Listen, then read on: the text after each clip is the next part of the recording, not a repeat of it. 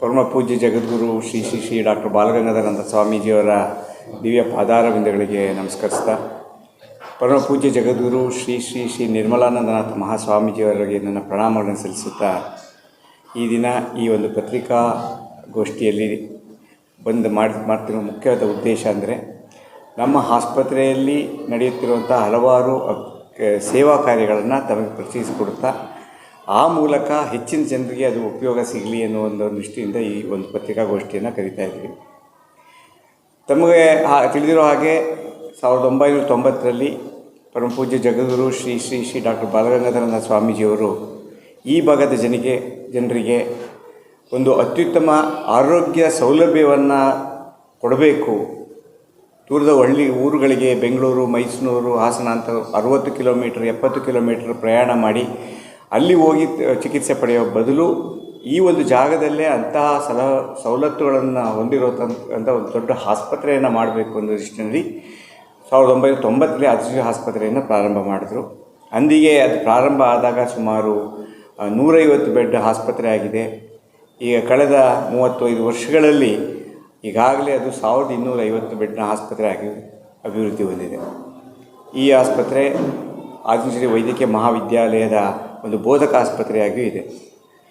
ಈ ಸಲ ನಾನು ಹೇಳಬೇಕು ಅಂತಂದರೆ, ಈ ಒಂದು ಆಸ್ಪತ್ರೆಯಲ್ಲಿ ಇತ್ತೀಚಿನ ದಿನಗಳಲ್ಲಿ ಪೂಜ್ಯ ನಿರ್ಮಲಾನಂದನಾಥ ಸ್ವಾಮೀಜಿಯವರ ಮಾರ್ಗದರ್ಶನದಲ್ಲಿ ಒಂದು ಅತ್ಯುತ್ತಮ ರೀತಿಯ ಒಂದು ಮೂಲಭೂತ ಸೌಕರ್ಯಗಳನ್ನು ಅತಿ ಉತ್ತಮವಾದ ಚಿಕಿತ್ಸೆಯನ್ನು ನೀಡಿ ನಿಟ್ಟಿನಲ್ಲಿ ನಾವು ಅಭಿವೃದ್ಧಿಪಡಿಸ್ತಾ ಇದ್ದೀವಿ.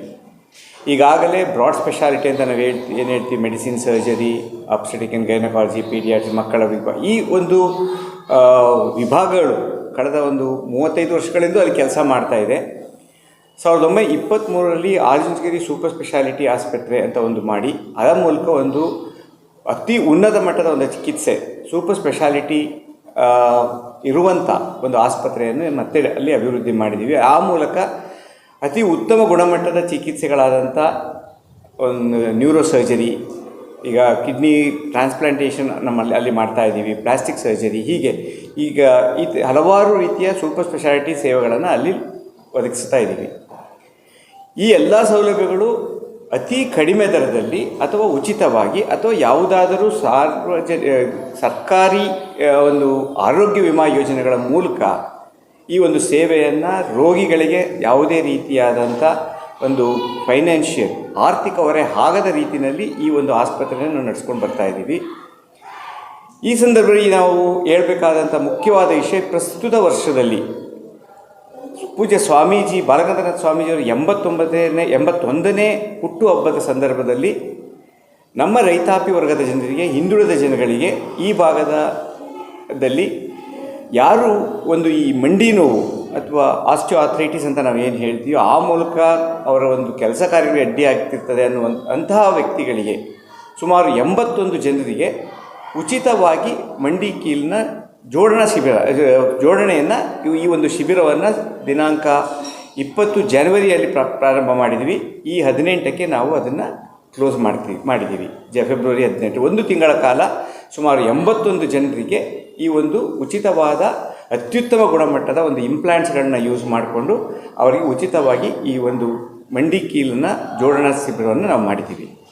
ಅದಕ್ಕೆ ಮುಖ್ಯವಾಗಿ ನಮ್ಮ ಡಾಕ್ಟರ್ ಮಹೇಶ್ ಅವರು ಮುಖ್ಯಸ್ಥರಾಗಿರುವಂಥ ನಮ್ಮ ಆರ್ಥೋಪೆಡಿಕ್ ಡಿಪಾರ್ಟ್ಮೆಂಟ್ ಎಲ್ಲ ನಮ್ಮ ವೈದ್ಯರುಗಳೇ, ನಮ್ಮ ಅಲ್ಯುಮಿನಿಗಳು, ಏನು ನಮ್ಮ ಹಿರಿಯ ವಿದ್ಯಾರ್ಥಿಗಳೆಲ್ಲ ಸೇರಿಕೊಂಡು ಈ ಒಂದು ಕಾರ್ಯವನ್ನು ಮಾಡಿದ್ದಾರೆ. ಸೊ ಅದಕ್ಕೆ ಆ ಅಂಶವನ್ನು ನಮ್ಮ ಗಮನಕ್ಕೆ ತರಲಿಕ್ಕೆ ಇಷ್ಟಪಡ್ತೀನಿ. ಮುಂದುವರೆದು ಪೂಜ್ಯ ಸ್ವಾಮೀಜಿಯವರ ಆಶಯದಂತೆ ನಮ್ಮ ಆಸ್ಪತ್ರೆಯಲ್ಲಿ ಈ ವರ್ಷ ಒಂದು ಕಾಂಪ್ರಹೆನ್ಸಿವ್ ಕ್ಯಾನ್ಸರ್ ಕೇರ್ ಅಂದರೆ ಏನು ಅಂದರೆ, ಒಂದು ಕ್ಯಾನ್ಸರ್ ಪೇಷಂಟ್ ಬಂದಾಗ ಅದು ಮೆಡಿಸಿನಲ್ಲಿ ಟ್ರೀಟ್ಮೆಂಟ್ ಆಗಬೇಕಾ, ಸರ್ಜರಿಯಲ್ಲಿ ಟ್ರೀಟ್ಮೆಂಟ್ ಆಗಬೇಕಾ, ಅದು ರೇಡಿಯೇಷನ್ ಅಥವಾ ಕರೆಂಟ್ ಅಂತ ಏನು ಹೇಳ್ತೀವಿ ಆ ಮೂಲಕ ಟ್ರೀಟ್ಮೆಂಟ್ ಆಗಬೇಕಾ ಅನ್ನುವ ಎಲ್ಲ ರೀತಿಯ ಒಂದು ಸೌಲಭ್ಯವನ್ನು ಈ ಒಂದು ವರ್ಷದಲ್ಲಿ ನಾವು ಈ ಆಸ್ಪತ್ರೆಯಲ್ಲಿ ಅಭಿವೃದ್ಧಿಪಡಿಸ್ತಾ ಇದ್ದೀವಿ. ಬಹುಶಃ ಸೆಪ್ಟೆಂಬರ್ ಅಥವಾ ಅಕ್ಟೋಬರ್ಗೆ ಈ ಒಂದು ಕೆಲಸ ಕಾರ್ಯರೂಪಕ್ಕೆ ಬರ್ತದೆ. ಸುಮಾರು 30-35 ಕೋಟಿ ವೆಚ್ಚದಲ್ಲಿ ಸ್ವಾಮೀಜಿಯವರು ಈ ಒಂದು ಅಭಿವೃದ್ಧಿಯನ್ನು ಮಾಡ್ತಾ ಇದ್ದಾರೆ. ಬಹುಶಃ ಮುಂದಿನ ದಿನಗಳಲ್ಲಿ ಈ ಭಾಗದ ಜನರು ಕ್ಯಾನ್ಸರ್ ಚಿಕಿತ್ಸೆಗಾಗಿ ಎಲ್ಲೋ ದೂರದ ಆಸ್ಪತ್ರೆಗೆ ಅತಿ ಹೆಚ್ಚಿನ ಹಣವನ್ನು ವ್ಯಯ ಮಾಡಿ ಪಡೆಯಬೇಕಾದಂಥ ಒಂದು ಅವಶ್ಯಕತೆ ಬರೋದಿಲ್ಲ ಅಂತ ಬರದಂಗೆ ನೋಡ್ಕೊಳ್ತಾ ಅತಿ ಆದಷ್ಟು ಅವರಿಗೆ ಕಡಿಮೆ ದರದಲ್ಲಿ ಅಥವಾ ಆರೋಗ್ಯ ವಿಮಾ ಯೋಜನೆಗಳ ಮೂಲಕ ಅವರಿಗೆ ಈ ಒಂದು ಚಿಕಿತ್ಸೆಯನ್ನು ಉಚಿತವಾಗಿ ಮಾಡಬೇಕು ಅನ್ನೋದು ಸ್ವಾಮೀಜಿಯವರ ಆಶಯ. ಅದನ್ನು ಸದ್ಯದಲ್ಲೇ ಅದನ್ನು ಕಾರ್ಯರೂಪಕ್ಕೆ ತರ್ತಾ ಇದ್ದೀವಿ. ಸುಮಾರು ಈಗಾಗಲೇ 35 ಕೋಟಿ ರೂಪಾಯಿನ ಅಂದಾಜಿನಲ್ಲಿ ಇದು ಆಲ್ರೆಡಿ ಪ್ರಕ್ರಿಯೆ ಪ್ರಾರಂಭವಾಗಿದೆ.